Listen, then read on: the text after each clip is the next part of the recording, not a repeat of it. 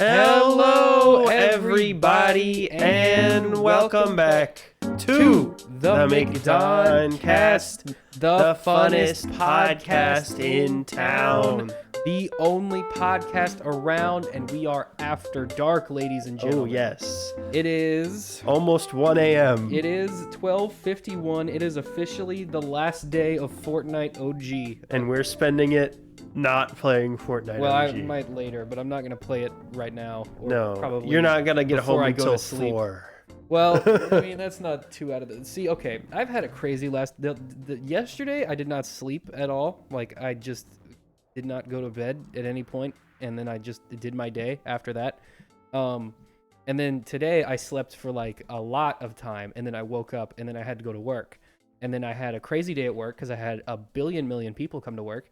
And then now I'm here at 1 a.m. doing this. Yes, I've also had a very busy week. I was out of town until like 4 p.m. earlier today, and then I had a thing to do all evening, and I haven't had any time to prepare for the show.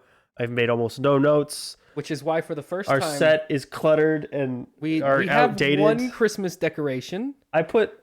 on the shelf that you can't see, I put some Christmas movies up there, and then we have our... We could have, Christmas could always in the just Stars back album. up the cameras so they could see the set. Yeah, it's always been an option. When we move everything around, I've gotten some stuff out. There's some stuff that we haven't set up. The Christmas Vacation posters over there. I just haven't put it up on the wall yet. We could show you, but we're not going to move the camera around. This is like the most slapdash show I think we've ever done. This is not even our normal table. Yeah, we got a different table right now because I didn't know where the other table was. Yeah, so we're working. But we are here and we are ready to get rolling. Let me give you guys a brief rundown of what we got for you guys today. We got Suicide Squids anime. We got Avengers news, Dave Filoni news. We got Fortnite news for the first time in a while, actual Fortnite news, and new Karate Kid news. Is it related to one of the old ones? Is it related to all of them? You'll just have to wait and see. The answer is yes. The answer is yes, and of course. We also got reviews for Napoleon Wish, and I'm going to talk maybe about Scott Pilgrim, because I also watched that. The new anime show that I did not watch. It's fine. Anyway, let's start off, Sam. Let's talk about some Suicide Squad anime. Let me pull that trailer up real You keep saying quick. Suicide Squids? Yes, it's a joke. I'm afraid that people will think we have a news story about like squids that are like killing themselves. Well, that would be probably more interesting than this is. Although it doesn't look bad. It looks fine. It looks like a Suicide Squad cartoon like show. An anime for Suicide Squad. I think it's animated by the same studio that did Cyberpunk. The characters at least look very.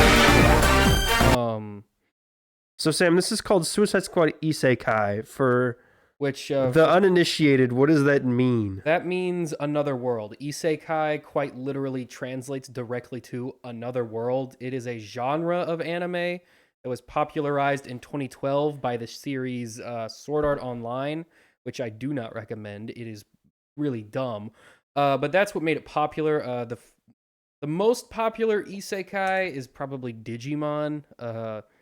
But it's become a very popular genre. Like 80% of what anime is post 2012 is mostly isekai type stories where a character is zooted into a fantasy world and then has to learn how to fight with swords and magic and whatever other D&D knockoff events that happen. This one, it looks like the Suicide Squad is in like a weird goblin dimension. Yeah, they're in a so isekai stories usually take place in like generic fantasy worlds. So like Lord of the Rings, but with more dragons. There's like pigmans and goblins, orcs, and dragons are usually the and slimes. So here's our Suicide Squad lineup for the show. We got Harley Quinn, of course. Oh, obviously, I mean she's Deadshot, Peacemaker, Clayface, and King Shark. So there's only 5. And then Joker is also in it. And then the Joker is in it, but he's probably not on the actual Suicide Squad. He usually probably isn't. Just about and around and doing mischief. He's probably going to be in the real world and trying to get them out of the isekai world. What studio did this? I'm trying to figur out. Let's pull Wit Studio. What has Wit done? Oh, they've done a bunch of stuff. They've done Vinland Saga. The Spy Family. Spy Family's airing currently. That's a very popular show. They did the Vinland fourth Saga. they did the fourth season of Attack on Titan. Like these guys are big power. This I is a know you love powerhouse. Vinland Saga. They did. Vinland Saga is really, really good. They did that. Yeah, they've just done like a ton of really, really good stuff. They do occasionally have quality control issues because they'll be doing a really, really high profile show and a not very high profile show at the same time, and then they'll just like give no budget to the not high profile one. But this is a Warner Brothers production, so I assume they got which got means big it probably boy has money. the lowest budget they've ever done. Yeah, no, they probably gave it big boy money because this is an adaptation of a Western property and they want to make themselves look cool because Anyway, they I know don't that a lot of know- new people are going to be watching this. Is the Suicide Squad brand, like, do you think it can be big? I don't think it'll be big, but like it's big enough to get more viewers to watch. 'Cause, this. like it's big enough. The first movie did really well. It was everyone hated it, but it did really well. And then they did the second one, which not as many people. which not watched. as many saw. It was much more much critically better, acclaimed. but it didn't do as well. So I don't know. I feel like Warner Brothers wants this to be like on a Guardians of the Galaxy level. I don't them. really see this as necessarily like a play to make Suicide Squad more popular. I'm just asking like generally because like DC's obviously like trying like their main goal right now is to like re-solidify its like core kind of elements. I think Harley Quinn as a character brand is big enough to like be she basically is a mainstay in the DC universe at this point. But the Suicide Squad as a brand I don't think necessarily is. I don't think they're really trying to make it a big thing. Like they've done a couple major, and I think the scale is big because there's always going to be a lot of characters in those movies. But I don't necessarily think like that's going to be one of their tent poles. Like, going forward. I'm not quite sure about Harley Quinn because you think like she was in the Suicide Squad, didn't do great. She got her own movie, it didn't do great. Obviously, she's got her cartoon show which has done really good.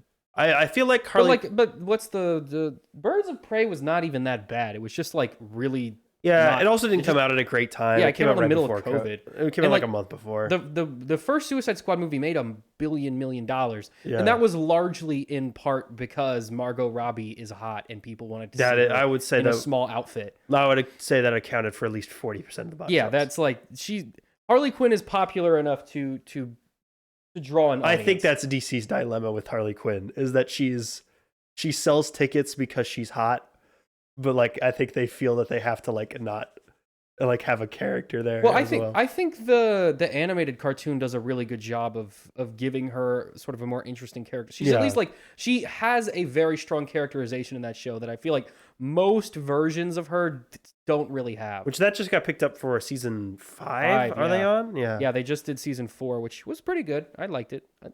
Harley Quinn is one of those shows where like it's never bad, but it's never like something. It's kind of like I've seen a couple episodes of it. I haven't seen the whole thing, but I feel like it's kind of like Batman: Brave and the Bold, but like on an adult level. If you remember, it's like that Batman: Brave and the Bold if every character was ago. on crack for the whole show. Yeah, like it's like it's Batman: Brave and the Bold after dark. Like it's that kind of thing. Like Clayface is like wants to be an opera singer and an actor, and so he murders an actor and shapeshifts into him to like get roles. Like it's just silly, goofy stuff. Like it's not. It does not take itself seriously at all.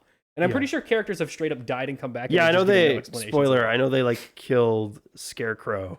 They killed like straight up. I think the entire Justice League during the second season of the show. So, yeah, that's pretty much all I have to say. Will you watch this? I'll you watch probably it. will. This is the animation looks really high quality, and I watch anime and I watch DC stuff. I see no reason why I wouldn't at least give this a shot.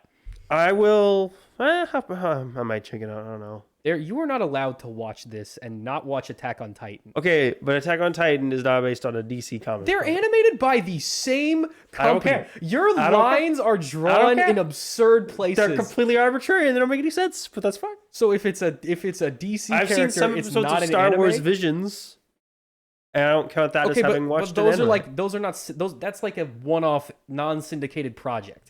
This is like an actual. This is going to be anime. like 8 episodes. This has the word isekai in the title. Yeah. And it's probably going to be like 8 episodes. And if they're like 22 minutes long, I'll binge it in like an afternoon.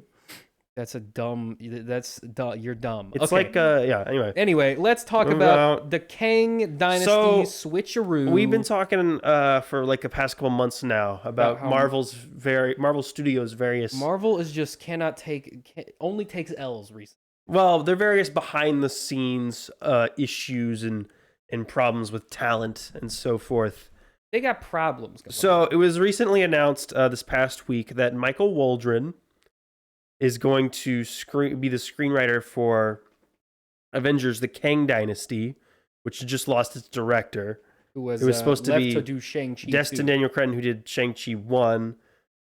He's now leaving to quote-unquote solely focus on Shang-Chi 2. Which is, if you think about it for even a minute, an absurd idea. Why on earth would you choose that over the Avengers film? Choose Shang-Chi, a character that no one even knew existed before the movie came out, now, instead of the highest profile I'm sure movie Shang-Chi probably 2 was probably going to come out before Avengers. Is it, though? I don't think it's on the schedule It's yet. not on the schedule, but I feel like it was probably going to come out before that, and he probably wasn't going to be able to do it then.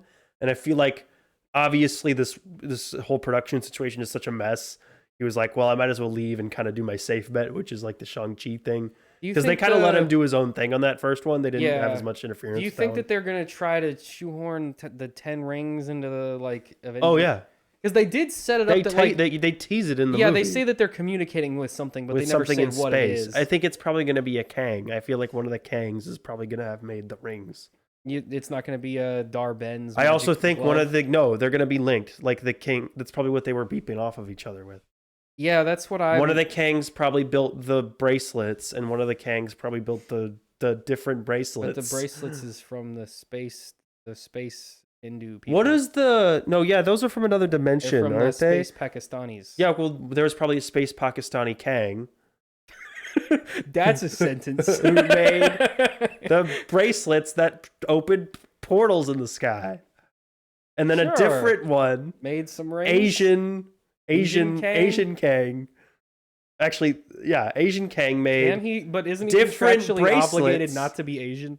Well, he can. Doesn't he legally have? Well, he has to be. Asian? He has to be Jonathan Majors, but he could culturally appropriate Asian culture. So wait, Jonathan Majors is gonna do what? Even is that Asia face? What is that? What? Yellow face? Is that a thing? I think that's what it's called. Yeah, but like, is that a thing? Yeah. Other than that one, I'm not gonna show you what it is. Other than that one comedian guy from the early 2000s, like, is anyone else doing that? Yeah, when anyone does like an Asian stereotype voice and like peels their eyes back. So he's gonna do that for a movie. Yeah, I hope he does that. Yeah, that's gonna go over great. That's gonna go along with Disney's new dumb it down for the audience plan. Yeah, that's a great choice. Disney's really making the moves. No, but this is not real, by the way. No. That's not that's probably not gonna happen. But We're making a joke. No, here. but the Kang making the bracelet is gonna happen though. That will probably at some point somehow be related, but that's not gonna. What we said is not what's gonna happen. Yes, unless it does, and then we're right. And that would be really insane. It would be really being right. That would be oof. But anyway, so Michael Waldron is now going to do Kang Dynasty and Secret Wars. He's going to write both of them by himself. Jeff Loveness was supposed to do Kang. He's been let go. That's fine. Why would you not? So they replaced a Rick and Morty writer with a different Rick and Morty writer. So okay, obviously to be fair, they're learning their lesson. He's only written one episode of Rick and Morty. I looked into it. Yes, but he was in the writer's room for that whole season. That's where they hired him from. I would rather have one guy write both movies than two guys. So he's written 6 things. Because these movies are effectively going to be one movie. He wrote one episode of Rick and Morty, which I believe was the toilet episode from like season 4 or 5. Which one is the toilet? The one where episode? Rick wants to sit on a toilet. Oh, that episode's good. He wrote an animated short called The Black Hole. Don't know what that is. He wrote Doctor Strange 2. It's a movie. He wrote additional dialogue for the Avengers cruise line attraction. I don't know what that even means, but okay. He was the creator of the show Heels, which is on Stars. Never heard of that. It's got Stephen Amell in it from Arrow. Let's do things that like people have heard of. And then he, of course, did the first season of Loki. Okay, that's good. Everyone likes Loki. Yeah, but the rest of this. Okay, that Rick and Morty episode's good, and that's the only other thing on that list I've even heard of. Okay, but keep in mind, does Kang Dynasty Secret Wars sound more in the Multiverse of Madness direction or more in the Loki direction? It could be either based one. on concept alone. They're both multiverse stuff. Loki is like multiverse cop, and Doctor Strange. But Doctor Strange had more of honestly, Doctor Strange was less multiverse related than Loki was, like by far. But multiverse had more of what Kang Dynasty and Secret Wars are probably going to be more like. But it's like it had nothing to do with the multiverse. There's one scene where they go to the paint dimension, and that's like it. Most of it is like not multiverse related. So you think he'll do a good job? I'm optimistic. I think he can do a good job. I don't know if he will, but he can. I don't know. We know from Loki that he can do a good job. I feel like they should have... like, I'm fine if he's working on it. I feel like they should have brought someone else in. Why? I don't think it's smart to have him do it. Why? Because who else he's essentially writing a 6-hour... Okay, this is a guy who's written one feature screenplay before, and you're now asking him to write the 6-hour conclusion to your multi-billion dollar saga. He wrote a 6-hour-long Loki movie. Not by himself. He had a writer's room to help him do that. Yeah, but you think and then he didn't even do the second season. You think that they're not going to have other dudes helping him with I the feel Avengers like there will movie? be several suits who you walk don't in. think Disney's going to be like, all right, here's him. He knows this thing. He's going to help. They're going to have guys helping him. He's not writing the movie like straight by himself, like locking himself in a room. Well, he's going to be the only credited screenwriter, which means he's writing at least 75% of the movie by himself. That's fine. He can do that. I'm also recovering from a cold, by the way. This is the ideal podcasting scenario. I think he'll be okay. I think he can do fine. I don't know if he will, but he has shown potential. He has. What potential happened to the old okay. duo? What happened to Marcus and McFeely? Didn't they used to do all these? What? That was the guys who did like Infinity War and Endgame and Winter Soldier and Civil I don't War. Know. Did they just quit after Endgame? They probably just got burnt out. They probably just wanted to do other things. Yeah. I would have, you know what? I would have had Michael Waldron and the Loki season 2 guy do it. I mean, Loki season I would have 2, had them work on it together. I feel like both Loki seasons were like equal in quality. That's what I'm saying. Bring in both of them. Yeah, that would have been a good idea. I think that would have been a better idea. But I don't know. I think though, the director they pick for that, I think, is going to largely determine what I think. Who did they pick as the director? They haven't. They're both blank right now. I might. Didn't the there was some rumors the Russo brothers already say that they would they would do Secret Wars, but they haven't been asked. Because every movie they've done that hasn't been Avengers has been like real bad and not. Yeah, but they've done really good everything Avengers. they directed. I will say that they produced. They technically produced everything everywhere all at once. So that doesn't what else count. have they directed? The movie they did with the bridges. What else? They did The Gray Man. You remember that? That was a Netflix film from a year ago. Okay, that doesn't. That's a. They Netflix did movie. the Tom Holland movie where he plays like a soldier with PTSD. I don't even know what you're talking about. Yeah, they did one other one. I forget. They're doing a. They made the Bridges movie. 21 they Bridges produced or whatever it was called. They produced the. I thought they directed that. No, they didn't direct it because they were doing Infinity War while that was going on. I thought that was after Infinity War. It came out like right before, but they were shooting Infinity War when they were shooting that movie.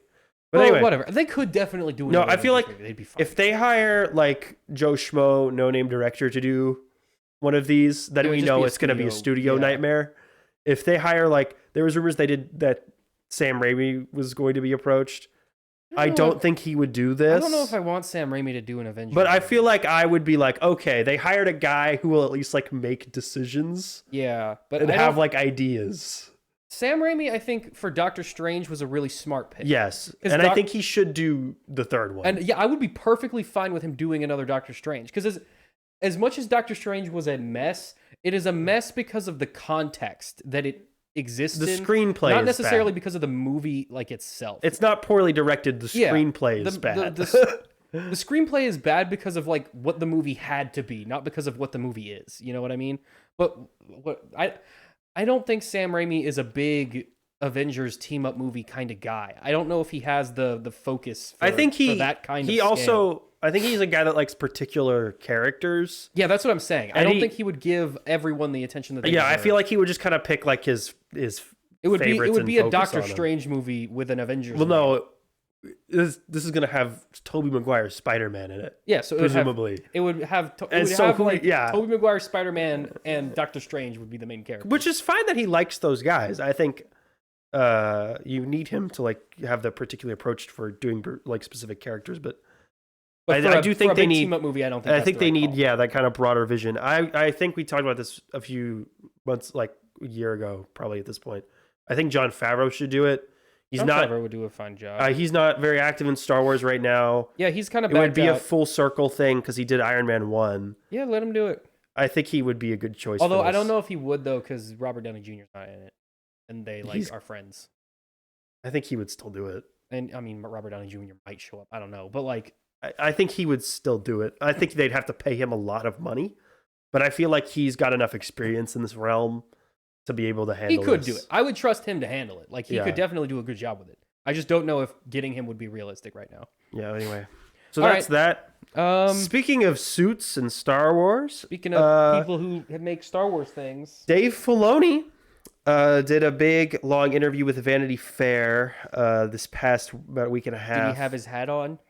Well, it was like a written interview, but I'm assuming he did. Do you think the hat comes off, or do you think it's just? I've seen him without the hat. It's a Photoshop. I saw image. him. He did like That's AI generated. when he was at Star Wars Celebration. He took it off No, when he you was can't doing do like that. interviews. There's a goblin in his hat that controls him. There's a Star Wars goblin. That It's lives in George his hat. Lucas. Yeah, there's a. It's like He turned himself Ratatouille. into a tiny It's little like goblin, Ratatouille, man, but it's a George Lucas and in there. puppets him around. It's just, the bits are only going to get worse from here. We're guys. all too tired for this.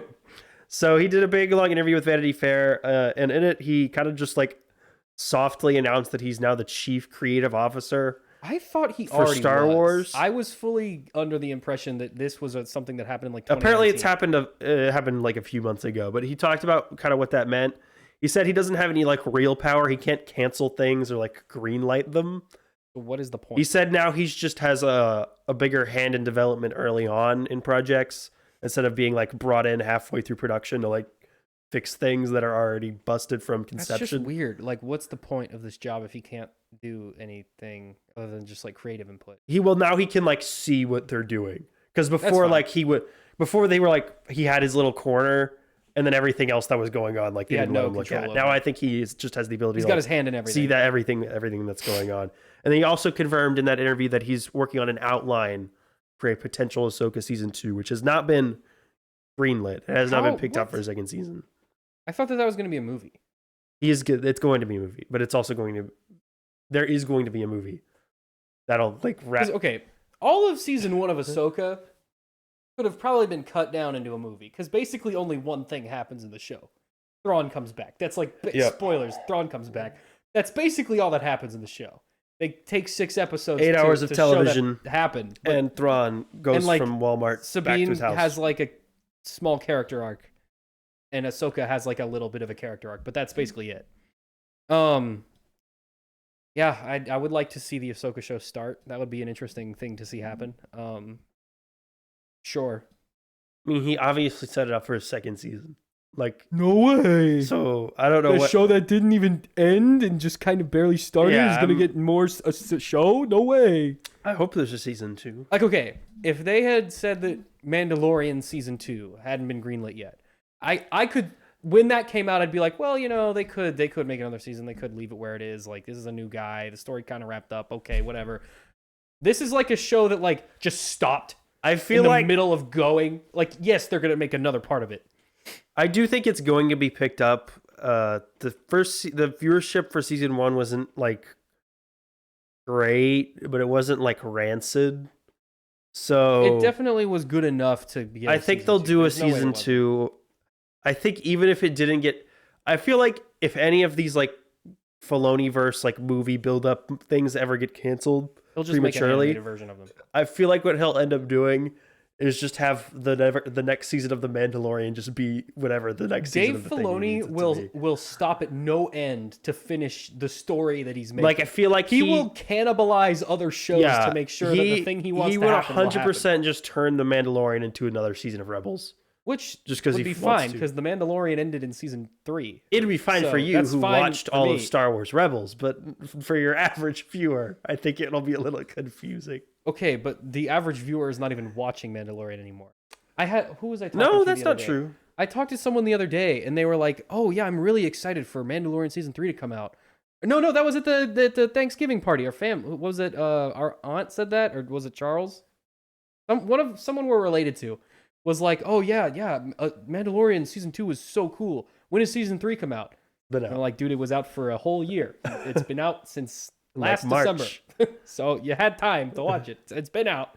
But yeah, I think people just kind of don't care. It doesn't really matter what they do. No, The Mandalorian season 3 had like solid viewership. So But it's their flagship. there is show. an audience. I think the problem with these shows is they just take so long for these second seasons to come out. That's the thing. Mandalorian season 2 was only a year. See, gap, yeah, that and was a year. So it like built. Yeah. The audience went up. And even with And then they Mandalorian took- season 3, there was Boba Fett, but that was still mostly about But the most people Mandalorian. didn't know that was what that was. That They was thought it was the Boba Fett show. That was a poorly named semi follow up to Mandalorian. They should have changed the name to something else. It should not have been about. Or they should have just made a They should Boba have just Fett made show. a Mandalorian season 3 and not a Boba Fett show at all, because clearly they didn't have any ideas for the Boba Fett No, show. I feel like I think that's a way broader problem with I watched, streaming television in general. Did you see Drew Gooden's Star Wars video? I saw he made it. I haven't. He had made time a to really watch it. good point where the best Star Wars shows they make are they take lesser known characters and put them in the Star Wars world. And the least interesting shows are they have a really big name character and they have to create a situation for them to be in. Like the Obi-Wan show, you have Obi-Wan. Okay, now what does Obi-Wan do? Whereas in the Andor show, it's the world exists and Andor has to do things, not what does he do. It's, how does he do? Well, like, yeah, why I is think the things they do are important. Star Wars obviously had, and I mean, they've literally talked about it themselves. People who were in charge over there, that when Disney bought them in 2014, they brought a bunch of executives in a boardroom together and said, "What are properties we can spin off?" Like that was a real discussion. Well, that's that. And they said, we can do an Obi-Wan movie, we can do a Yoda movie, we can do a Boba Fett, we can do all these things, right? Yeah. And I think they were just working off of a list of names and just like, okay, Boba Fett's next. What can we do with Boba Fett? What do we know about Boba Fett? And like that, I mean, that was what Solo was. And Solo was, let's do a Han Solo movie.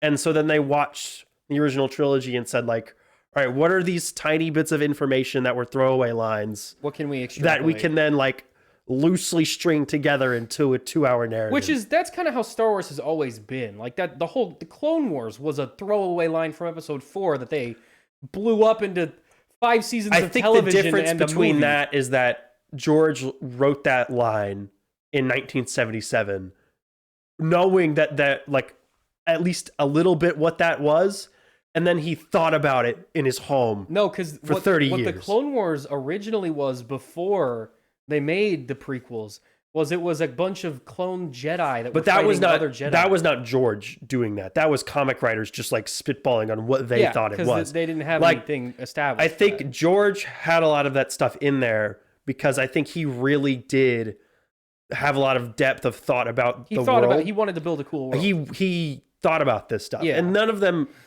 maybe Dave Filoni does, but I don't think any of them ever do. I think they think about what they need to. I think George thought, okay, Obi-Wan Kenobi's a Jedi. Why are there no other Jedis? Like, the clones killed them. I think George, as a general person and as a creative, was very curious about the world he was creating. Yeah, he wanted... I don't think anyone working there now is really aside cares. from Dave Filoni. I think Dave Filoni is the only person who will come up with interesting ideas to put in Star Wars. They don't. I don't even think I'm talking about world building. I know. I'm saying like I think the general creative team over there. I don't even think that they don't want to come up with new things. I think they're restricted to it. I think they are. I think they just feel like this sense of dependency on stuff that has already been in existence. Yeah, they're and afraid I feel like to do bigger. If they, newer I think stuff. they fear that if they stray from it, that it'll ruin the brand in some way. And like one Which example isn't like entirely unjustified. Yeah, that is a genuine concern. Like if you stray too far from the source material, is it still the same thing anymore? Well, like, I mean, in partial sense, Star Wars is probably 45 to 50% responsible not because of anything they did in particular for the we're the true fans and you're not respecting us crowd. Yeah. Rising up like a half a decade ago now, a little bit over that. I think it was probably that in the Ghostbusters 2016 movie that caused that. So I think they feel some level of culpability for like that whole rage machine that is. And we do know that Star Wars has in the past sort of lost itself. Like when you look at the old expanded universe, we had the Yuuzhan Vong, which just totally upended and like were basically a totally different thing from Star Wars altogether. Like they were wholly and completely aesthetically, philosophically, and like morally just completely different from Star Wars's like themes. And I think that alienated a lot of people, and I think that is something that I think Disney is afraid to do, but they're kind of pushing themselves too far in the other direction where they are now too far to do anything unique. And like the only things that they've done that have been really impressive that are new projects, mainly Andor does not stray very far from the themes of Star Wars. Like we get to see, it's a little bit more mature, and it's written astronomically better than anything else they've produced so far. But philosophically, morally, and aesthetically, it fit right in with everything else. So I think there's a balance that needs to be struck between new and potentially alienating ideas and keeping it what it was. I think the Star Wars brand is kind of weird in that I feel like it has this stronger dependency on particular characters than a lot of other ones do. Because if you think about something like Star Trek, right? Yeah. Star Trek has famous characters: Captain Picard, Captain Kirk, Spock, Seven of Nine, Data, those guys, all these characters, right? But the fans of Star Trek are really tied into like that concept. They wouldn't care and if that world more than anything else. Yeah. It's less like particular Klingons and more like the idea of Klingons. Like, yeah. Or the idea of a crew or a ship or a Starfleet. If the USS Enterprise, I don't know how many of them there are, they made a new one and there was a new crew on it. Yeah. The fans wouldn't care that the crew is a different crew. They would just want it to stick to the themes that's because of Star Trek is so built in like ideological themes and like moral values, right? I think it's like there's a very central philosophical idea that drives that property. And I think a lot of fans, as long as that's there, they're on board with it. I think Star Wars does have a lot of those same themes. I just think often they are not as mature or explored in as mature a way as Star Trek. And so the audience generally and then you does think not about care for them as like a much. different brand, like Disney princess animation. Yeah. Right? That all of those characters are, like appeared in one movie and then barely didn't show up again. But the Disney brand exists because of that central like concept and feeling of like Disney magic and hope and friendship and true love and all that. Like that is all quintessential to that brand. Like Star Wars has themes, but because the audience didn't get attached to those themes, they got really attached to those characters instead. I don't necessarily know that. I don't think that's true. I think that's what Disney thinks is true. That I think is a big part of it. I think that's what they drove home about it. The most which interesting is kind of what ruined parts their of whole Star idea. Wars that they've produced recently are when they really explore the themes. Like Andor was really less about Andor and more about rebellion and bureaucracy and dictatorships. Like the first season of The Bad Batch was less necessarily about the Bad Batch and more about the fall from democracy to fascism. Like Star Wars does have these themes and they do explore them, but I think Disney Star Wars as a brand has sort of pushed those to the side in favor of going for big character moments. Because what is the theme of the new trilogy? Corporate mismanagement. It's cool if Rey goes. That's the theme. Whereas if I were like, what is the theme of The Mandalorian? It's like the father. There's a lot of stuff. The Mandalorian like is a bit of a mixed bag, but mostly it's about the sort of like the father-son dynamic. Yeah, like that's the theme, and that's a theme that we see recurring in Star Wars a lot with Darth Vader and Luke. Yeah, with you know, Obi-Wan and Luke. We see that theme recurring a lot in Star Wars. But and then, you know, you got to the new trilogy. I mean, it was there a little bit. On. Yeah, there was a little bit with like Han Solo and Kylo Ren. And, you had, and what was the best part of the new trilogy? Kylo Ren's arc. Exactly. It's when they explore the themes that Star Wars is at its best, but they have pushed that to the side in favor of... I don't know. It's just what did Obi-Wan Kenobi do while he was in the desert? I don't know, because they treat it differently than I think they even do like a Marvel. Like Marvel, they're willing to do stuff... They're willing to be more wacky with Marvel. Or they're not even that. They're like willing to do stuff with new characters. Yeah, they're willing to take more risks with Marvel, I feel. They're way more risks with even like format than they are Star Wars. Yeah, for sure. And I think again, like the Disney princess, like Pixar gets to do whatever they want. And I don't necessarily have a problem with that, because Star Wars is different from all these other properties. There is almost like a religious like aspect to Star Wars, where like the fans get very upset when you violate like the format of Star Wars. Like they want it to be something special, because Star Wars is so heavily tied to everyone's childhood. Star Wars in a way that is very different. The thing is that from Star Wars, Marvel and DC and all these other things, it's very different. It's hard to describe the quality that is. Yeah, I just see, the thing is that because Disney allows their other brands to function in the way they do, I wonder if it's a Lucasfilm leadership in particular. But I mean, Marvel's is like driving it in this direction. Marvel's in just as poor of a situation. Marvel's not doing really well right now either, but they will make a television show about Miss Marvel, a character that hasn't appeared anywhere and hasn't like teased anything, right? Yeah.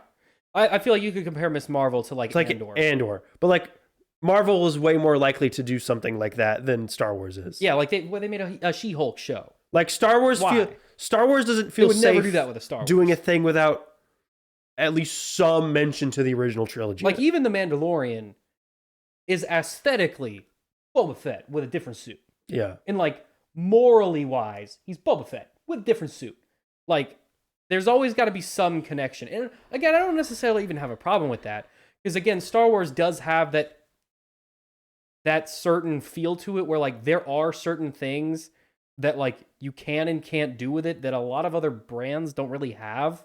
Like that kind of, people care a lot more when you feel like you are dedicated to Star Wars, as opposed to like in Marvel. They don't necessarily care if the creative team feels dedicated to Marvel. They can just make a Marvel thing, and as long as it's okay, people will be okay with it. But like if someone makes a Star Wars thing, if you can't feel the creative team really cared, then like you don't. Which I've always felt is weird. I don't. It's held to a higher standard. I don't necessarily know why. It's not. Maybe it's not fair, but that's the case. They were 3 really good science fiction action adventure films from the 70s and 80s, and then everything after that has been on at least some level corporate schlock. Like I find it weird. Okay. I think that the prequel trilogy on some level, right, is less corporate schlock, more just like a madman's. But even the way that those movies were specifically made and marketed and produced, they were very toy driven. Was entirely financially driven. Yeah. Like I feel like it's so weird to me that it has this like ethereal like you said, like religious esque. It's hard to quantify, but it has like if you make a Jesus movie. Yeah. And it like they do something with Jesus as a character that like Christians would disagree with, you're going to get a very similar reaction than when they made Luke Skywalker do decisions that people disagreed with, in that like there was a very, in my opinion, similar kind of backlash. And I think it's because Star Wars I think it's has also almost a cult-like following. I think it's also just because of it's like the particular time period in which like the internet became popular. Yeah. Where it was the people who were using the internet in like 2005. You know what? I think I know what it is. Hold on for 1 second. Like the people who were using the internet to complain about the prequels in 2005, right? Were the people who grew up with Star Wars. Yeah. And I think because they were the first ones to use the internet to talk about it, felt a level of ownership that I don't think like modern audiences do. I think I figured it out. I think Star Wars as a world is so detailed and was so consistent and so well thought out for so long that it felt almost like it was a real place. Like everything was so detailed. Like you'd buy a Star Wars dictionary and they would tell you that some background character in the cantina scene is addicted to salt, which is bad for his species. No other universe is doing that. And because they were so most of the time consistent with that kind of like really micro world building, I think when they sort of started to let that go in favor of bigger and more mass appeal stories, it made a lot of fans really upset. And with Marvel, they've never really had that kind of world. But like even when the comics were coming out, like if there was a confliction in like events or a confliction in world building, they would just kind of ignore it and move on because it was a superhero comic. No one really cared. Even like now in the current age of comics, like if there's a contradiction, they're like, oh, multiverse, it's a different place. Don't worry about it. Whereas like Star Wars has always been one world, and everything has had to, whether it was intended to or not, be forced to fit into a logical mold. And when that logical mold is broken, fans get very upset. I don't think that's unique to Star Wars. I don't know that it's unique to Star Wars. I think you could look to something Star Wars that like is the biggest scale property. Yeah, with that quality that's probably true. But I think you could look to something like Tolkien and like Middle Earth. But there's what as something like that was 6 of those movies. Well, again, that was 3 original works that were like kept sacred by their audience for so long. Yeah, I agree. I think Tolkien has that quality as well. And now you're seeing kind of the same reaction because now there's like a trust fund that owns the rights and is like licensing out IPs. I think Tolkien has that same kind of quality Star Wars does. I don't know. It's so interesting. Like early, I would say Game of Thrones does too, to an extent. Yeah, I was going to say Game of Thrones too.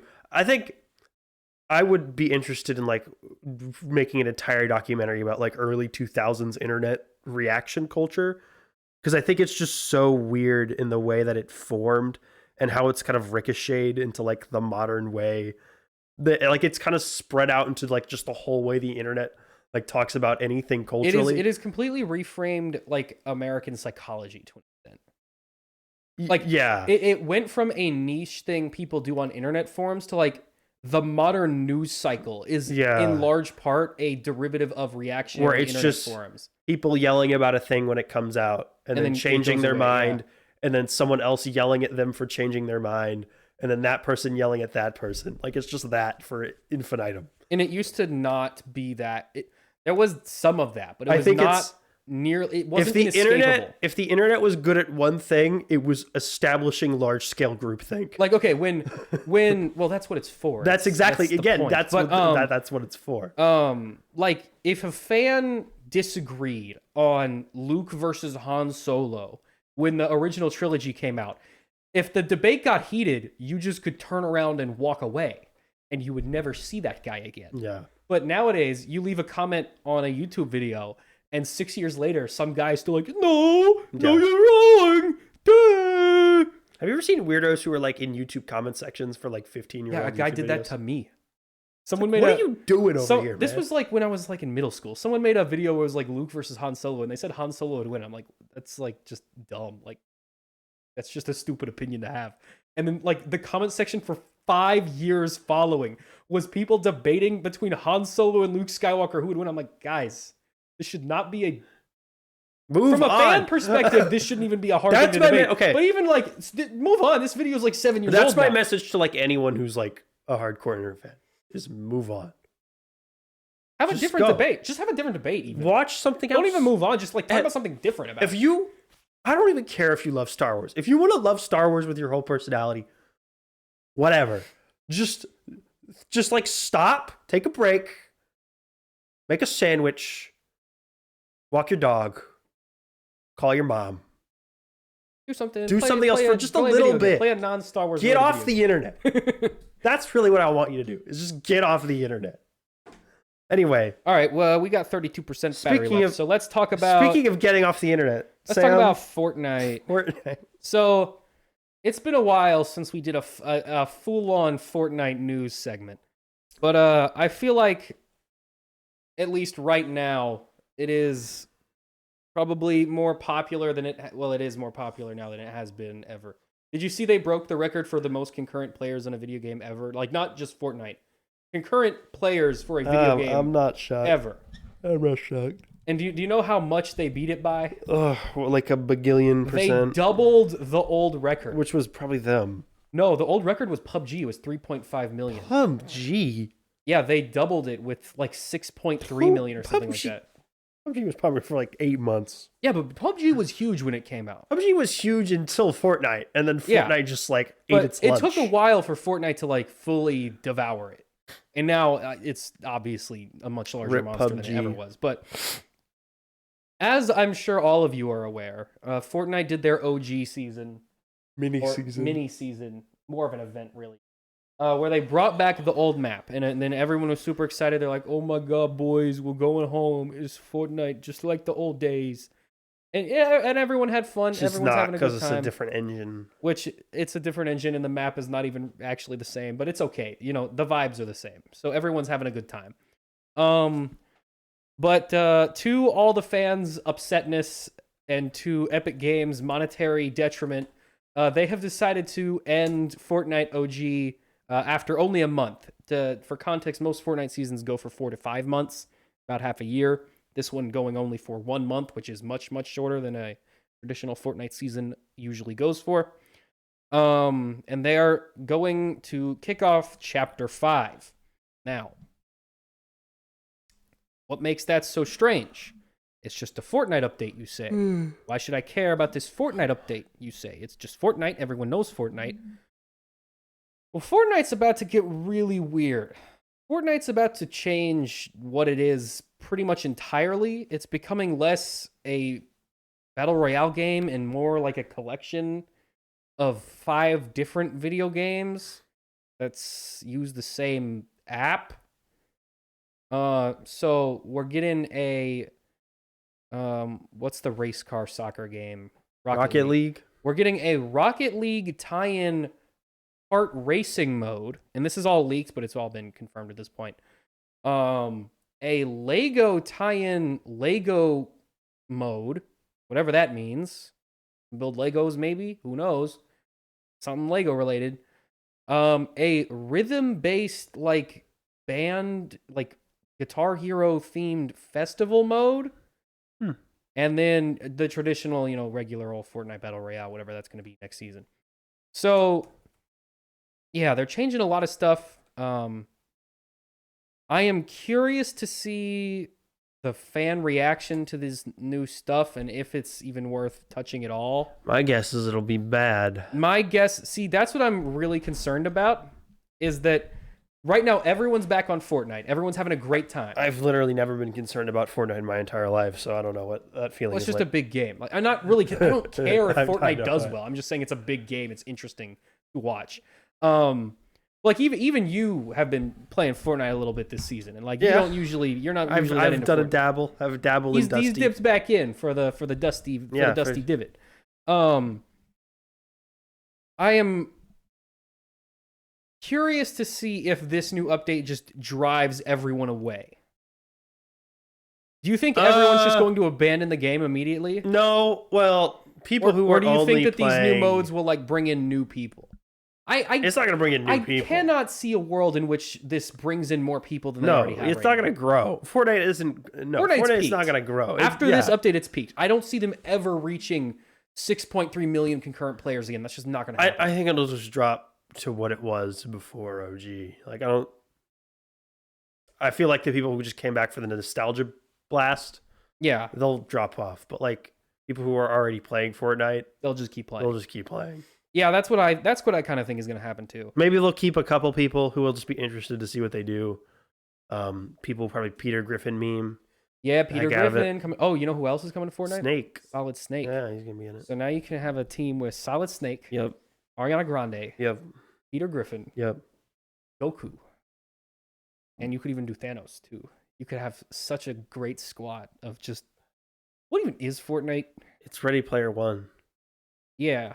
It's just right. That's what it is. But why? The one thing that continuously baffles me about Fortnite is like every single company except Nintendo kind of Nintendo sometimes, has agreed to just give Fortnite all their properties. Because it's great marketing. People tweet about it for a day. Little kids who have never heard of it see it all day. It is great marketing. It's It's very obvious, but why is it only Fortnite that they trust? There's no storyline, so they characters can just do whatever. Like, except unless you're Batman. Well, that was like a very specific like DC. And that was written by DC, so yeah, it's like so it's not like it's like messing up any like lore or company characterization. Like why don't they do this kind of stuff with any other video game? Like PUBG could have done this stuff. Yeah, PUBG. I think PUBG just didn't. Like, it doesn't fit PUBG. Fortnite has such like a broad like art style. Yeah, you can make Fortnite's art style stick anyone in there. Like PUBG is like you can realistic. put real human beings in it, and you can put anime characters. Like you couldn't no one bats an eye. You couldn't put Goku in PUBG. But you no, they did Goku actually. They did do a PUBG collab with like cartoon. They did. Like okay, that happened. Vegeta is in PUBG. Fine. You can't put Spider-Man in the PUBG. You got to put him. Yeah, he would look weird. I mean, he looks weird in Fortnite, but no one really cares. Yeah. It's just very strange to me. It's a part of gaming and like media culture that like just seems so immune to the rules that everyone else has to play by. Well, I think also just being a third party helps a lot. But again, it's like because they're not owned by Apple or whatever, so they can just do whatever they want. That's true, but like I'm sure if Apple wanted to make a video game and they wanted to have a bunch of crossover characters, like there's no way that they'd be able to get all the guys Fortnite has. Yeah, because because then they'd have to work with their competitors. Like, and I think a large reason it has happened is because all the studios have pulled so much out of the gaming space. Like, I think if Disney Interactive was still going and like Disney Infinity was still a thing, they would not be doing this, right? Because they would just be saving all their stuff for that. Because Disney Interactive shut down, WB Games, they keep trying to sell every other week. Yeah. Like Universal has like really never been active in gaming. Like I feel like because these companies just like abandon that whole market, they don't really care what goes on. And like for smaller brands, like for Invincible, when they did an Invincible, like that makes perfect sense to me because like Invincible's not really that big. Fortnite's obviously much bigger. That's a great chance to get new eyes on your property. But like Marvel superheroes. You're not getting any new eyes on Marvel from selling Fortnite. But it does a really, really good job marketing when they have a film coming out. That's true. Like Spider-Man came to Fortnite right when Spider-Man No Way Home was coming out. That's like true. They did that. Like it's very targeted when they do stuff. Except for sometimes when they just don't.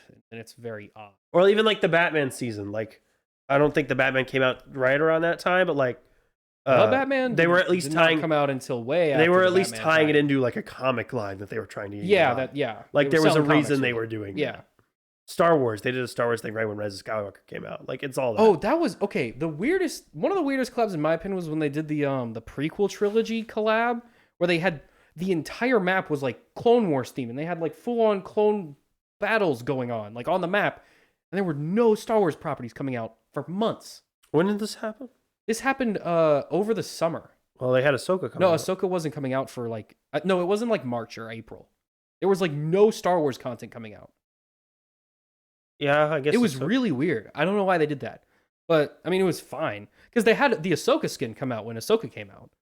That was like very recent in terms of Fortnite recency. But like this was a while ago. And there was no Star Wars stuff going on. Well, it also kind of like keep the audience satisfied. Yeah, I mean, it's new content for their game, obviously.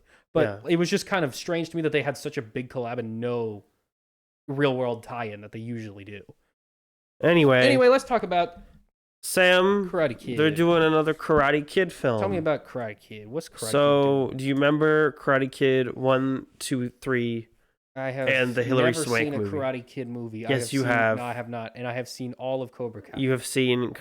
You've really seen the first one. I have not seen the first one. I've watched it with you. I know you have. No, I have not seen it. Okay. When did we watch it?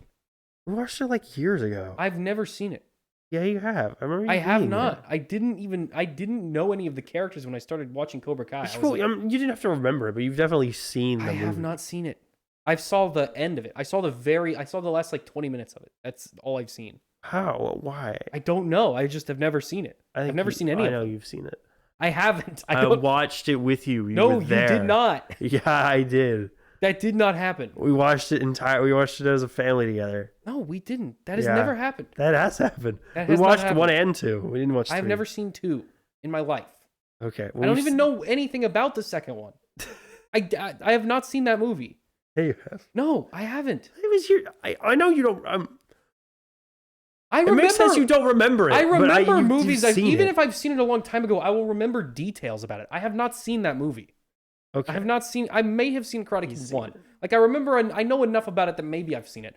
But also, I've seen Cobra Kai, and like half of that is just clips. Yeah. From the first one. They did Karate Kids 1, 2, and 3, right? And then they did a Hilary Swank one, right? Yeah, well, that was the yeah. reboot, the next Karate Kid, and then that didn't work, and so then they did. 20 years later, they had Jackie Chan and Jaden Smith do a reboot spinoff where they didn't learn karate, they learned kung fu, And they called it the Karate Kid. and that one was in China, unlike the original ones, which were in America. Where a Japanese man taught Yeah, a Indian boy Chinese martial arts. or was it China? It might have been Korea. I think it was China. No, he was Japanese. He was from Okinawa. No, in the reboot. Oh, in the reboot, I don't know. remember. But he learned karate, which is a Chinese martial art, and then taught it. Yeah, it is. Yeah, it was China. it was just like a mix of a bunch Anyway. of different things. So, obviously, Cobra Kai, which I believe they're on the next one will be the 6th and final season, is a huge hit. Big hit. Big time. Giant hit. So there's never been a better time to cash in on that Karate Kid brand. So Sony Pictures is doing a new Karate Kid film in Christmas of 2024 that'll cross over the original films and the Jackie Chan universe. Jackie Chan Multiverse and Ralph Karate Macchio are going to Kid. team up and teach another new kid karate, which will be the So the ninth Karate Kid. Exactly what happened in the current show. So Cobra Kai is still being written. I don't think they're going to shoot until next year. All those cast guys are getting kind of So old. this is probably going to come out either right after or maybe even before. No, the it'll come final out season of after. Cobra Kai. It'll come out after. There's no way it comes out before Cobra Kai finishes. That doesn't make any sense. You think like Cobra Kai will like lead into this? Yes, obviously. What are they going to do? Who cares? It's Karate Kid. They'll have all the Karate Kids fight. It's What? very easy. No, okay, but It's very easy but to like make. they're doing so the reason we know this is because Sony announced in a casting search video that they're looking for the next Karate Kid. Mhm. If they got all these Karate Kids over there at Cobra Kai, why are they going to need a new Karate Kid? So it didn't. So the new Karate Kid is gonna go like this. Okay, there's gonna be the kids from the Cobra Kai show. They're Like gonna a couple of them, not all of them. At 'Cause the end of Cobra Kai, they're gonna go and do their own karate. They're gonna make their own karate school, right? And then Ralph Macchio and whoever the other ones are gonna find a new kid and they're gonna train them karate again for some reason. Maybe they're being bullied like all the other karate kids were. And then they're gonna have to go against all of the students of all the guys. Ooh, And it's gonna be like a battle royale. I think they already did Not that in really, Cobra but you know Kai. what I'm saying. And they're just gonna have him fight all the students, and then he's gonna be, and then finally the kid from Cobra Kai is gonna pass on the mantle, and he's gonna be like, "You're the next Karate Kid. You get a Netflix show," and then that's gonna be the movie.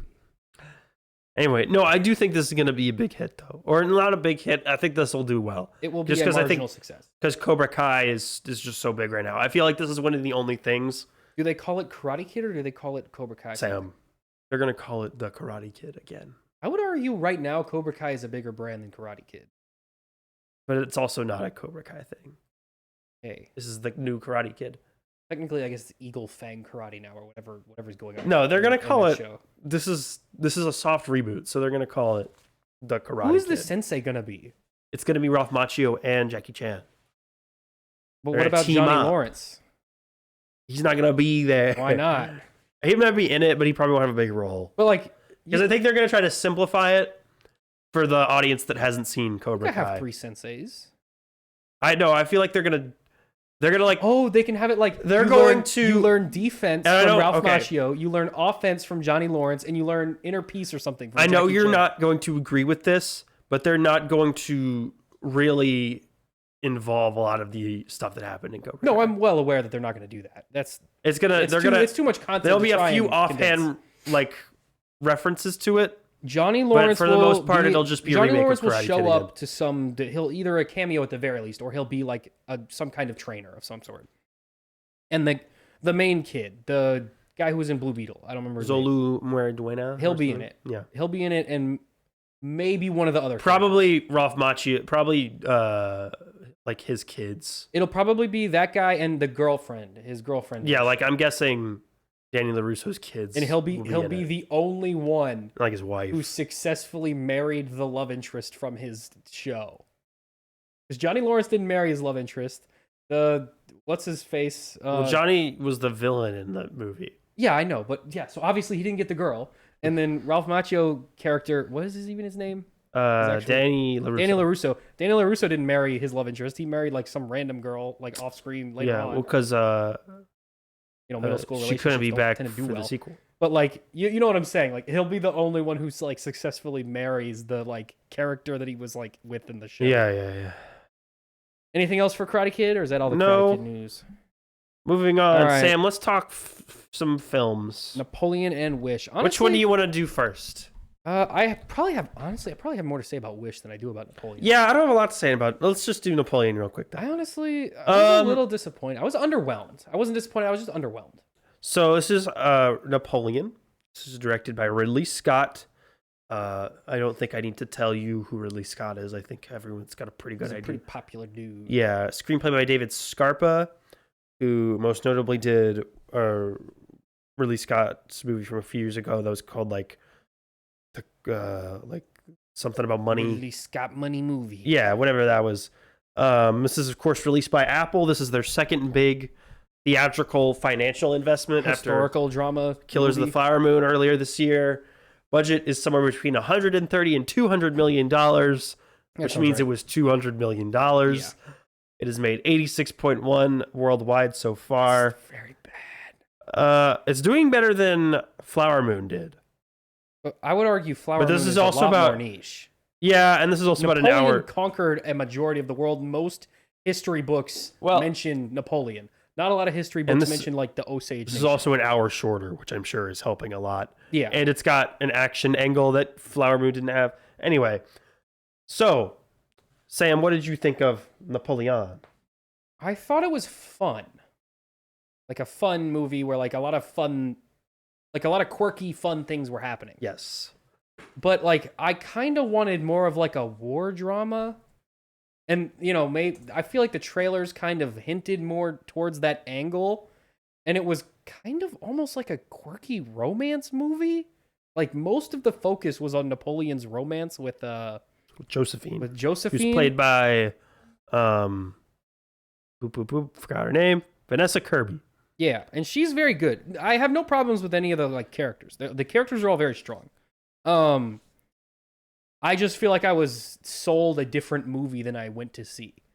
Which is, the movie I saw was fine. Like, it was a fine movie. I enjoyed it. It was a good experience. But I was kind of hoping for a little bit of more of a war drama type tone, and I got a lot of like quirky romance stuff and like, I don't know, stuff like that. Just stuff that I felt like didn't really matter very much. Yeah, so I thought this Like, did we really need the two scenes of Napoleon raw dog and Josephine? I thought that was really funny. It was really funny. I love that was so I love out that of one pocket. is used as like almost a jump scare where he just like it's a jump scare and like suddenly he's raw dogging That's great. Josephine. I was like, what's happening right now? Yeah, so I feel like and this is not getting great audience scores. It's not getting great critic scores either. It's kind of a mixed reception. I think this is a beautifully shot movie. Oh yeah, it looks awesome. You see every dollar on screen. The costuming, the scene where they fight on the lake is the costuming so cool. Is great. Everything is very ornate. In particular, I really enjoyed that. I loved the staging of the battle sequences. I thought they were all like very well like paced. It felt realistic and planned out. And I thought all the locations were like really really well chosen. I thought all that stuff was really good. I think technically this is a very very very good film. I think the script is a little all over the place. I feel like there was a lot of tonal whiplash. Which I understand because you're covering the whole life of like one of history's most significant figures, especially modern history's most significant history's figures. most like weird like Napoleon was a weird guy. And a particularly weird dude. And you have like 2.5 hours to do it. Yeah. So I do think I think they were trying to do a broadly spanning movie that also like covered what was particularly interesting to them. Yeah. Like I think if it was up to just David Scarpa and Ridley Scott, this would have been like a $50 million drama just about Napoleon and Josephine and just that relationship. It felt like what's that Shakespeare in Love, I think is the movie where it's like all about his relationships. It felt almost like that, but like every once in a while it would randomly cut away to a random battle Napoleon is fighting. Which like all that stuff is important in telling his story. Yeah. But I feel like there was elements of his life that they wanted to focus on more that they were not able to because it was like the movie was at war with itself. It felt like two different movies that were pulling for the audience's attention. I didn't quite feel like that. I didn't feel like I was like getting cheated or anything like that. Not that I was getting cheated, but like the wars part felt underdeveloped. Like he would be at war with some dudes, and then he would go back and he would like bang Josephine a little bit, and like that would happen. And then there would be a totally new battle going on, and I'd be like, "Wait, why are we fighting these guys? What happened? Okay, wait, that guy's mad because he didn't bang his sister, and he banged this dude's sister instead. Okay, I think I got it. Okay, wait, okay, now he's fighting these guys, and now wait a minute, now France is fighting him. Okay, now he's on an island now." And that was, he's fighting again, but now he's fighting French dudes again. It felt like the battle scenes just kind of happened. Like his relationship, I can tell you exactly what led to what.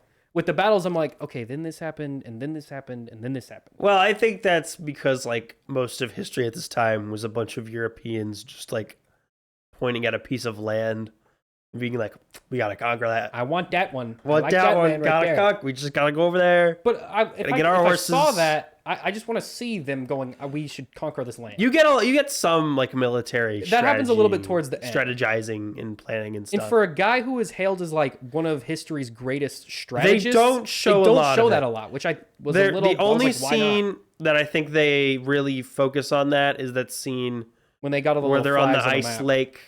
Oh, that. And he like, you see him like planning out when they're gonna figure out that when they're gonna notice their forces. Where they're going to put the cannons, when they're going to send the cavalry, and like what direction they're going to try to get them to run. Like you get some of that. Most of his battle scenes are like, okay, put those cannons over there.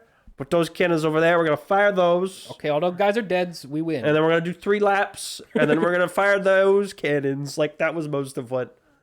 Which, to be fair, that was most of what military strategy was at that time. But that's what made Napoleon different.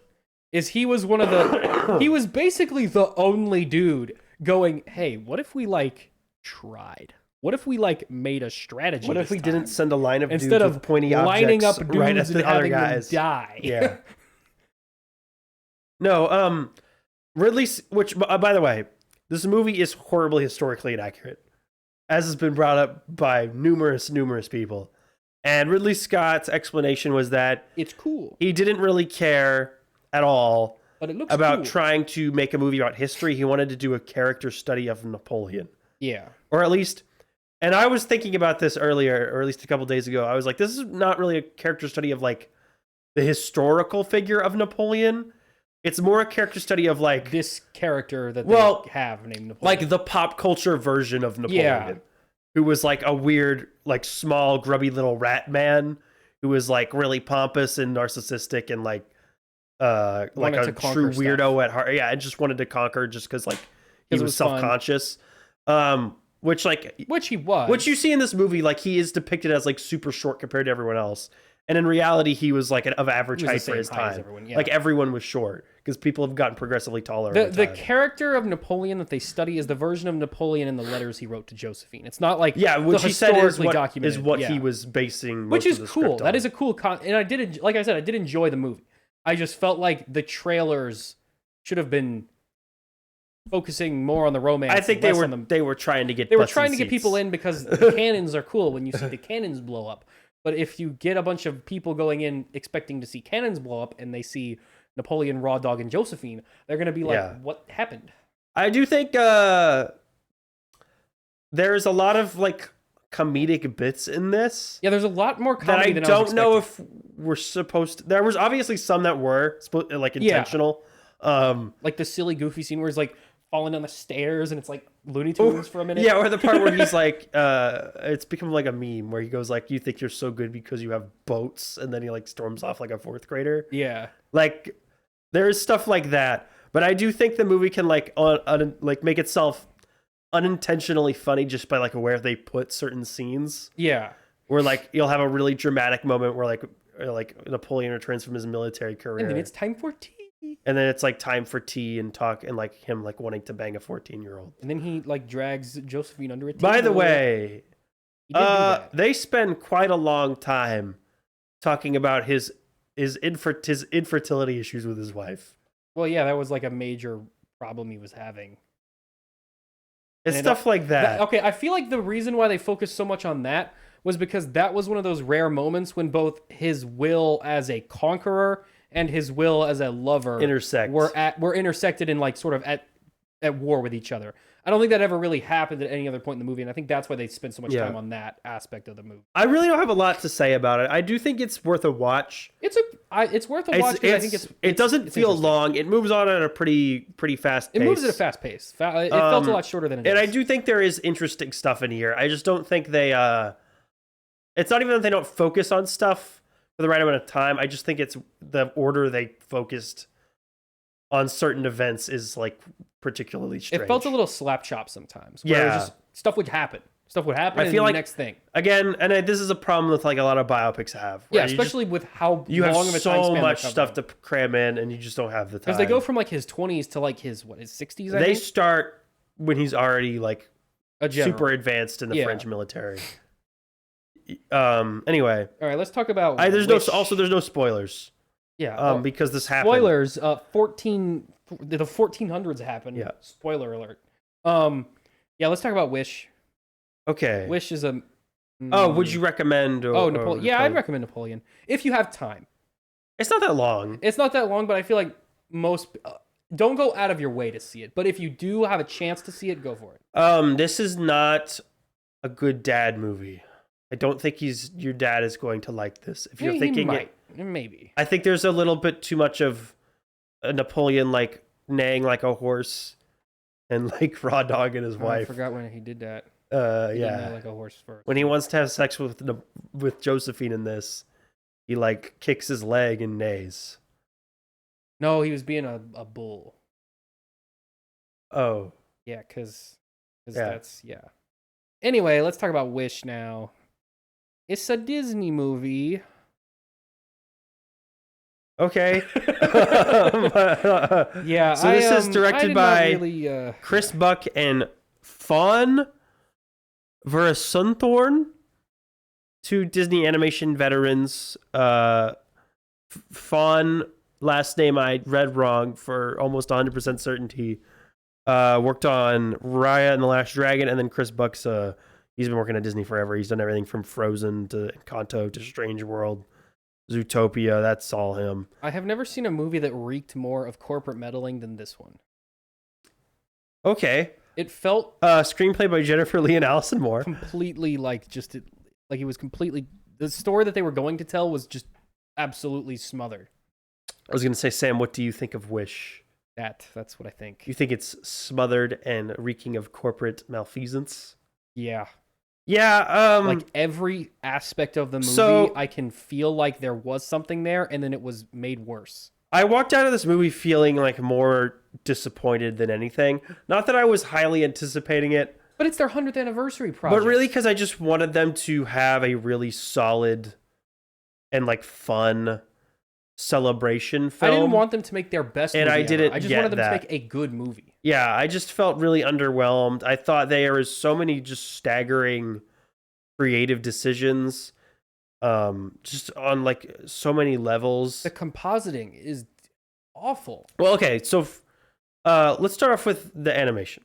Okay, the animation is fun because there's several levels. There's story, there's animation, there's music, and then there's like corporate and like all the references. Yeah, let's start with animation. So let's start with the animation. So it's a slightly different style than Disney has used before. Well, no, it is the same style. It has been composited differently, and it looks so terrible. everything. So they've changed it so they have painted backgrounds and the characters are all like cell shaded to look like were the backgrounds painted? story. Yes, because watching the movie, they didn't look like they were. they were.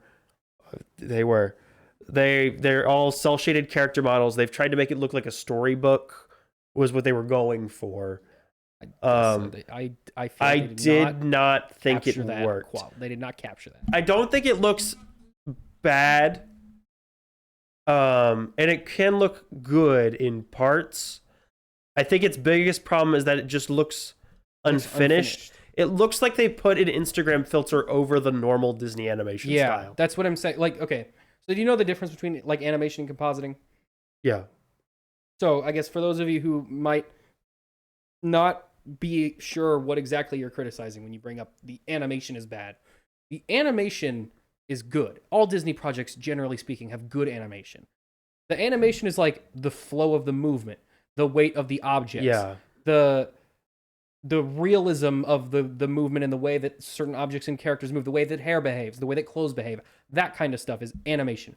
Compositing is the lighting, the textures, the technology of the lighting. I noticed environment was particularly bad. The lighting was not well Everything done at all. the shadows on the characters like just didn't line up properly. There just like weren't shadows. There weren't any sort of dynamic lighting situations. Everything felt very like overlit. There wasn't any sort of use of light to build atmosphere or tone in any scenes. Aside from the scene at the very end, there is basically nothing. Even that, with like, the lighting.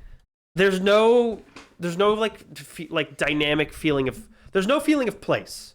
Yeah, everything. There's no use small. of elements like light, sound, feel, anything like that to really build a sense of like location. That I think even something that like Frozen 2, which is not a movie I like, but I think does better. It does a better job of making you feel like you're in a place. You have that really, really good practical sound design. You have like the wind blowing through the trees and the rustling, and you have like the lights like gleaming through the entrances of caves, and you have like that dynamic light reflecting off the walls. Like scenes like that. Yeah, like this movie really help build a sense of place.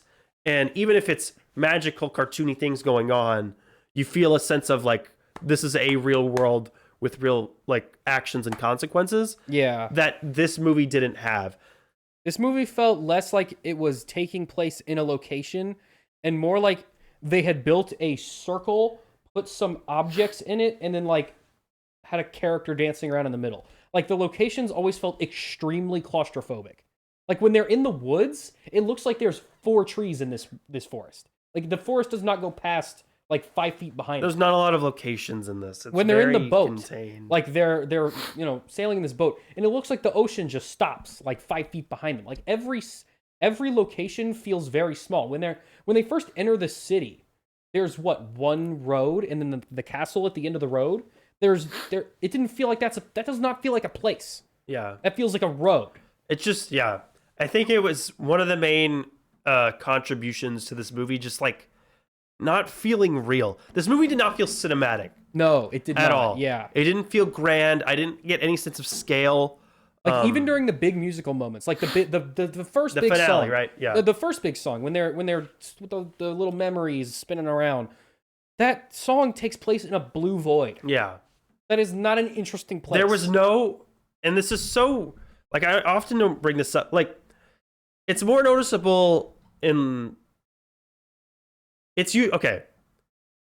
Like camera placement is usually so spot on in animated films where like I think the camera placement in this was okay. I think the locations were bad. I don't think it's like I don't because think about there was not angles. A conscious effort to make this movie look cinematic. Well, think about the camera angles like during the villain song, like when he's going up the stairs and the mirrors are changing, and then you get that cool shot of like seeing up through the spiral staircase. Like there are some good shots, but the majority of shots are really it just feels very bland. Place. It looks visually very bland. Yeah, everything feels and I flat. think I turned over and told you this during the movie. It looks like a Disney Channel thing. It looks like an episode of the Wish animated series and not like the movie Wish. What's the princess show that the song on TikTok blew up? Sophia the First. It looks like an episode of Sophia the First and not Disney's 100th anniversary film project. I just felt, and me and you were talking about what they obviously chose this to change animation styles as a response to Spider-Verse and Puss in Boots, which got such praise. But they didn't fully commit to the art style. Which got such praise for having a new art style, and I think Disney felt that they were falling behind, and they are, because they never differentiate an art style. It's always the same. I feel like they felt they were falling behind, and I feel so they made this decision, but I don't think they calibrated this to be the right story that fit that. I don't think that they thought it through. I think it's fairly obvious they started animating in traditional style and then changed it, halfway through production. Everything feels that way. Every character, every song, every story beat, everything feels like it was going in a different direction at the inception of the project, and then it was changed halfway through. And I think we'll get to that about the other stuff here in a minute. Yeah, I just wanted to, but just to put finish that idea out there with the animation, like it just does not fit this movie. And I think me and you came up with a better reason, or not a better reason, a better method they should have done this, which is they should have stuck with the traditional animated Disney style, which I know people have said they're getting bored of.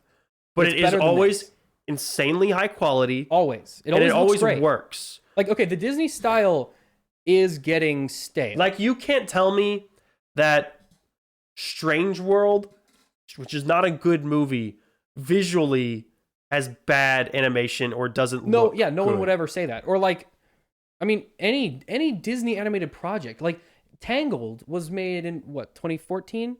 That movie still looks perfect. That movie still looks fine. It looks great. Like, it's aged flawlessly. And like, I mean, the lighting might look not great because it was, a little bit older, but like, it looks great.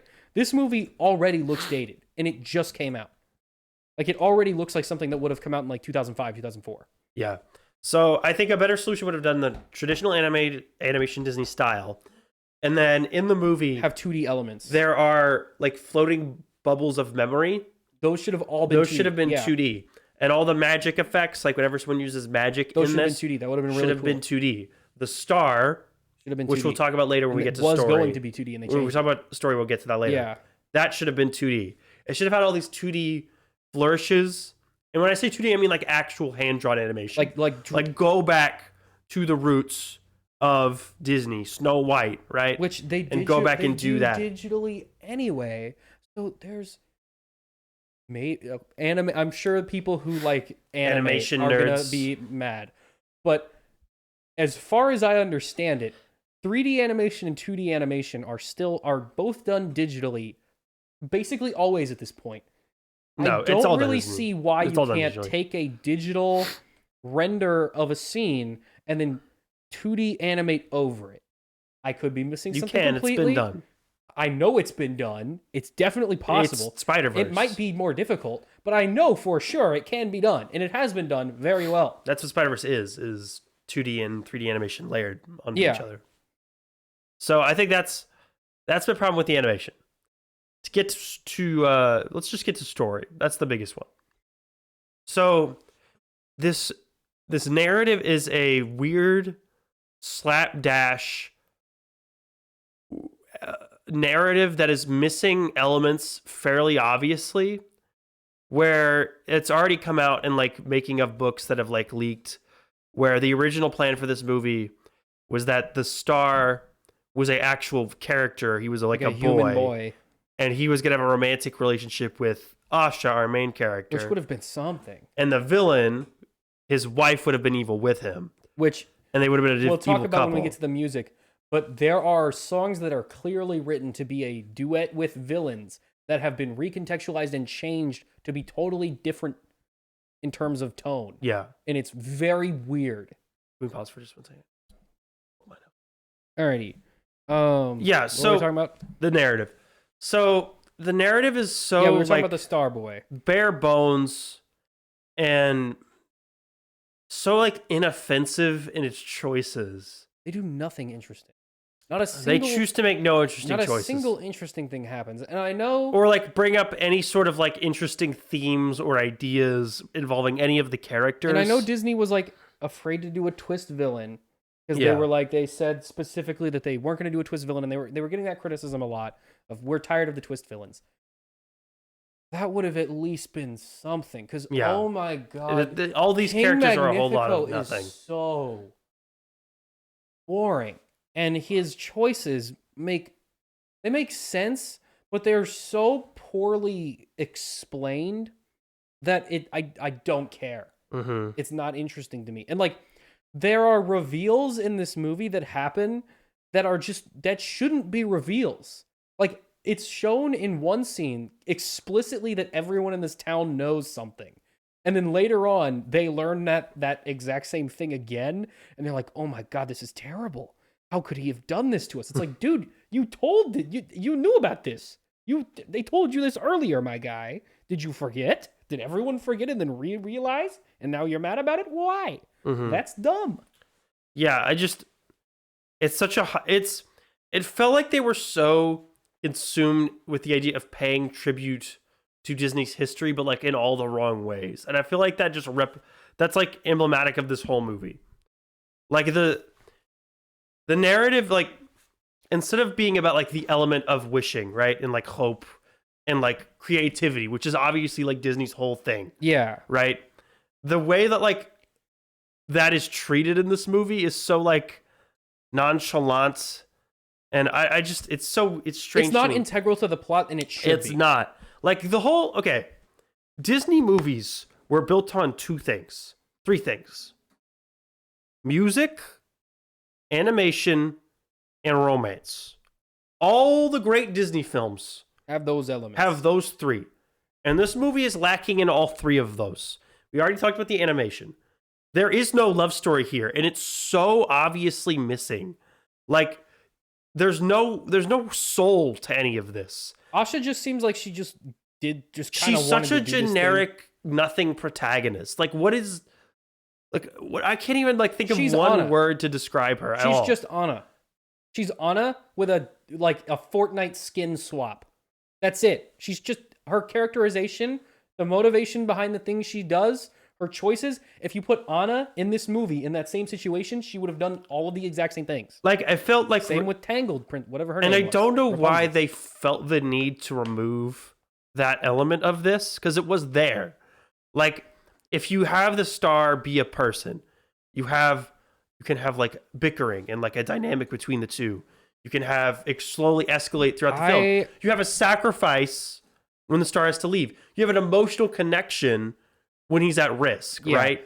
Like there's something there. There's feel nothing like here Disney, anywhere. I think Disney right now is very afraid of its public image, and they're very afraid to cross certain lines or express certain ideas without feeling like they are going to get criticism. I feel like they took the romance out because they've been afraid to do traditional romances in stories lately, because they're afraid of making it seem like that characters are codependent on each other. They've been afraid to make like flawed protagonists because they're afraid, or not flawed protagonists necessarily, but dynamic protagonists because they're afraid of alienating certain people. Let's go over some recent Disney films and determine whether the main character had a love interest. Wish. No. Strange World. You didn't watch it, but no. He was married, but like it wasn't a main I have no element. idea. I don't know. I don't watch Encanto. No. Raya and the Last Dragon. No. Frozen 2. Elsa would be the protagonist in this movie. Sort of. Even like Anna, who's like... Kristoff and Anna were kind of But Kristoff's gone for like 45 minutes for that movie. Yeah, but they're like in love. They have a love They're song. in it. I count it. We'll count it. Ralph Breaks the Internet. No. Moana. No. Zootopia, despite what Tumblr thinks. Yes.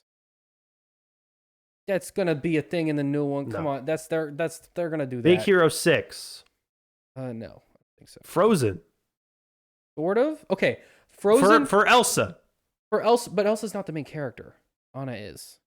I would argue Frozen. I would argue Frozen. Frozen does. Frozen had a romance and did something interesting with it, where they actually gave genuine, real commentary on romances, on their trope. Yes, that they were using. And that's okay. Disney subverting a trope that they normally do is fine. Disney abandoning their principles because they're afraid of their image is not fine. Also, Frozen was 10 years ago. Yeah, it was a while ago. I would give Frozen a yes, sort of, mostly yes. Wreck-It Ralph. No, that would have been really weird. Winnie the Pooh. No. Tangled. Yes. Now, which one of those, of all the ones I just listed, do you think is the best one? Probably Frozen 1. Or Tangled? Tangled. I'd like Frozen 1. Okay, but what did both those movies have? They got romance. Exactly.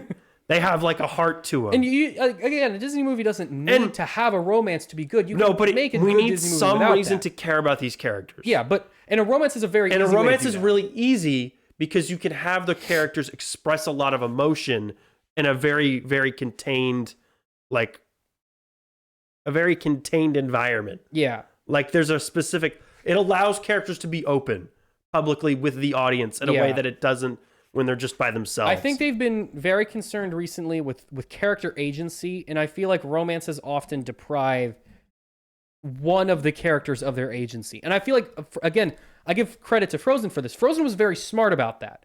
They did a good job of giving each character agency while maintaining the romance and giving commentary on that romance. Tangled also did a very, very good job with its romance, where there was clearly a romance, but it both characters were fully fleshed out, had their own motivations, made choices that made sense. That whole movie is based on that dynamic. Yeah, and they do a great job with that dynamic. This Wish just had nothing going on. Even the romance between the king and the queen, who cares? I have no idea why they're in love. As far as I can tell, he was just the only man around, and she was like, okay. Because, like, okay, what does it take for her to leave? Who? The queen. Like nothing. Yeah, he just, like, she walks away. Does a mean thing once, and she's like, I'm done, I'm out of here. And that's King Magnifico's, like, whole thing. His whole character as, like... His character makes no sense. His character's so bad. He's depicted as, like, uncaring. And then he's egotistical. And then he's evil. And then he's really, really evil. Like, the steps to getting there don't make any sense. They like, don't start... Okay. He has this tragic backstory where he was from a village and it was destroyed by an evil wizard who was, like, used, presumably, I assume, this is never explained, but I'm doing some context clues here, I assume was eating people's wishes and then used it to blow up his village, right? And then Asha, he in his kingdom, magic is banned because he doesn't want anyone to do that ever again. He doesn't want anyone's lives to be destroyed by magic. And so magic's not allowed. And then Asha accidentally does magic, sort of, and then he loses it and turns super evil on a dime and then, like, tries to murder everyone. Like, okay. Like, cool. I would have felt if you had that, like, evil couple relationship, right?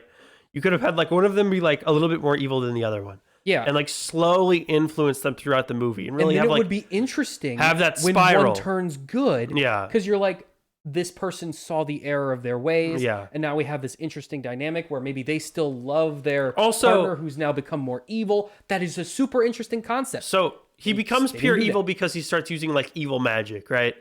Evil and then magic. there's a throwaway line in the third act where they're like, oh, once you use evil magic, you can't be redeemed. Oh, he also... You donezo for good. He also didn't even have to do that. Because remember the queen goes, oh, here, put this oil on your hands that protects you from the evil magic in the book. So could he have just done that and not been evil? I guess. No, but they throw that throwaway line in there, and I'm like, hold up. So redemption is just not you're a just thing telling ever. me you make a mistake, you choose a bad decision because you're flawed, right? And instead of, like, coping with that and getting over that and improving, no, you're evil forever. You're evil forever. That's the message we're going with. The magic turns you evil. Yeah, you deserve to be evil because your worldview was challenged and you were flawed and you made a mistake. It's WandaVision rules. You touch the evil book, you turn evil. It's just like, it's so, like, it just felt like at one point there was going to be a redemption arc. And then they cut it out. And they were like, oh, we can't do that. We need a reason why we can't do that. Oh, he's just bad. He's just real bad. You don't actually. You don't actually need that. You could just say, like, he's bad. He's a bad dude. Or just make him... You don't have to say now he's permanently bad forever. You can just make him evil, right? Yeah, that's what I'm saying. You could have just cut that line out of the movie. But the problem is that in order for him to have any motivation, they needed him to not be pure evil. And so they had to do that. Because otherwise his decisions make no sense. Otherwise they make no sense. So they had to have that pivot. Evil at the end. And because they have that pivot, the movie is, like, morally corrupt because of that. It's very weird. Yeah. This whole... Oh, one more last thing I want to touch on is the music. So I was looking this up. I looked it up right after the movie because I was really curious who did the songs for this. Because in my opinion, only really two of them Okay. make any sense. And I hold this opinion: a Disney movie is only as good as its songs. Yeah, I would say that that's mostly true. Well, okay, except for Hunchback of Notre Dame, I would say that that's true. But even that, he's got the number where he like belts out. No, that's what I'm saying. The songs in that movie are way better, like super duper, exactly, but like super awesome good. That's why that movie is remembered, is because of those songs. Yeah. Like the songs are so core to every Disney movie that's a musical. And they hired two people named David Metzger and Julia Michaels to do the songs. And I was looking into them, and they're like pop people. They do like pop music. Sure. And I was like, why are we not getting, one, an in-house person who has done a Disney music score before? And two, why are we not getting people who do Broadway musicals? Because there's a difference between a pop song and a musical. They have to be structured. The songs have to be structured in a different way. Yeah. Because a pop song has to be you're singing can listen to it at any time. You're singing about an emotion, a feeling, yeah, an event, right? It's past tense, a pop song. It's already happened. Yeah. Or it's going to happen. And you're singing about it in the now. In a Broadway musical song, it's happening right now. Actions have to be taken in the song. The song has to be what is happening at this moment. Because a song either progresses the plot. The song serves two purposes. Even if the song is about something that's already happened, it's about the character's feelings now. A Broadway song it serves two purposes: to explain parts of the character and to move the story forward. Yeah. And the people who are writing songs for this weren't writing songs that are doing that. So the songs feel very one sudden and two very like stopgap. Yeah, the first three songs just randomly start and randomly stop, and nothing is conveyed. The first opening number is achieved. Is so out of left field. It just goes. She just runs on screen, pants for a minute, and then starts singing out of nowhere. Mm-hmm. The second song, she's just having a normal conversation, and then boom, suddenly song. There's no transitions. The third song, she's running away from home. She gets to a random bridge, and then boom, song. The fourth song was the first one that had a transition where a character is explaining something and then it fades into song. A message is conveyed through the song that moves the story forward. The song ends. The character has gained new knowledge or a new piece of information or a new outlook or something, and then takes that information and moves forward. The fourth song, that cut the first three out then. Yeah. You didn't need them. They didn't do anything. What was the point? It just felt like they had songs written. Yeah, for a different version of the movie. Just for the movie in general, and they just just dropped them in. The first song is the one I was talking about earlier, where like after the movie's already cut together, they not the first song, the second song. In. The second song where it's Asha and Magnifico singing to each other. They're singing about protecting the wishes, but they refer to the wishes as you. Mm-hmm. So already that's like a little weird. Written to be a duet. It's obviously written to be a duet between the king and queen in a past version of this movie. Yeah. With you being, they want to protect each other, and maybe, I assume, in that version of the movie, their will to protect each other drove them evil, yeah. Which, that makes sense. That has happened. That is an emotion that I could see taking you to that place. In this movie, he just like, I don't know, he's like, I'm evil now. Rude. Yeah, no, like, me, evil guy. I just don't understand. Why did they not pull out the A-Team for this, right? Yeah, it's their 100th anniversary movie. They should have had the Avengers of Disney filmmaking. Yeah, and I know people don't like a lot of his songs, but this is your 100th anniversary movie. Call Lin-Manuel Miranda up. He's gonna write you a better soundtrack. Oh my god, the soundtrack for Encanto was nonstop. It was everywhere. It was I would argue, better than the movie. Grab the Frozen people. The Lopez's, right? Call them in here. Get them in here right now. Get like any of those people, or even not even that. Call like the Hades Town from Broadway people and get them to do this. Get them to do some songs. Get someone who has experience in this field to work on this. Use your quintessential Disney animation style that is emblematic of your entire company's history. Find your most skilled directors, your most veteran guys who have directed stuff before. Put them in there. Put the A-Team on. Put in all those classic Disney elements. Put in the evil villain. Put in the romance. Put in the magic. Where is all that?